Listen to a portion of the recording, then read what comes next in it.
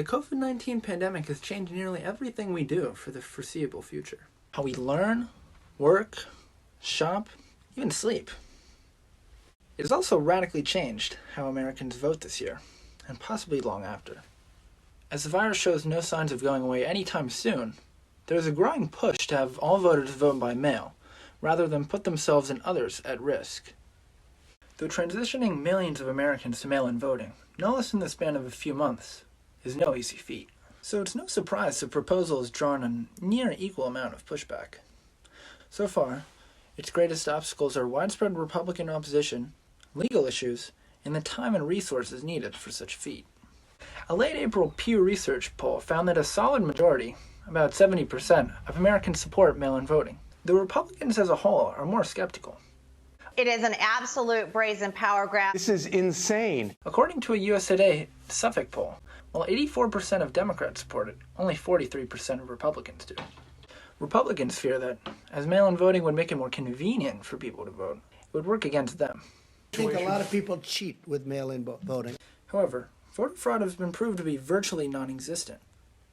It is instead more of an excuse for politicians, namely conservatives, to prevent certain groups from voting. Trump went as far to say that he opposed mail-in voting because it would prevent him and other Republicans from getting reelected. They had things, levels of voting that if you ever agreed to it, you'd never have a Republican elected in this country again. Though another obstacle to making the transition to mail-in voting for the upcoming national election is the state of the United States Postal Service. With sharp losses in revenue due to the COVID-19 outbreak, the USPS is hardly prepared to handle the entire presidential election. The public agency, already hurt in past decades by competition from private companies such as USPS and FedEx, doesn't even receive federal funding, and instead has to rely entirely on revenue from postage stamps and packaging. Trump has refused to support relief funding for the agency unless they increase shipping rates on companies such as Amazon. The Postal Service is a joke. They're handing out packages for Amazon and other internet companies, and every time they bring a package, they lose money on it. However, analysts have warned that this would only hurt the United States Postal Service more, if not be the death of it entirely. Amazon, in particular, is already doing much of its own shipping, and would simply stop doing business with the United States Postal Service if they raise rates. Legal issues are another obstacle all their own to carrying out nationwide mail-in voting. Voting, like many other institutions such as education in our country, is regulated differently by state, county, and even district. Voting, even for presidential elections, has always been left to local authorities, so mail-in voting would have to deal with the existing differences at the local and state levels. For example, states such as Washington and Colorado already have mail-in voting as the norm, and as of 2018, 1/4 of all voters already vote by mail. More conservative states such as Texas, meanwhile, are much more strict about mail-in voting, and require voters to have a proper excuse to vote by mail.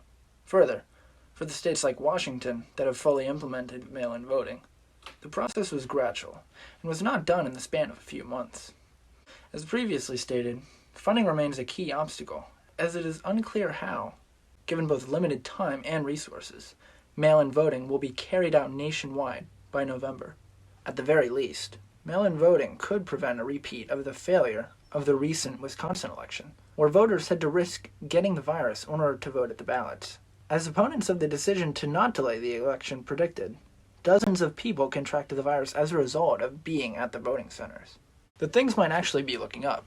As of May 12th, conservative states such as Kentucky, which have traditionally been opposed to widespread mail-in voting, have shifted to support it with the realization that it might be our only option. Though ultimately, the obstacles to mail-in voting go to show that the COVID-19 pandemic has only exposed many existing problems with voting in America. These issues, from voter ID and super PACs to gerrymandering, will be part of a larger series on improving elections and voting in America.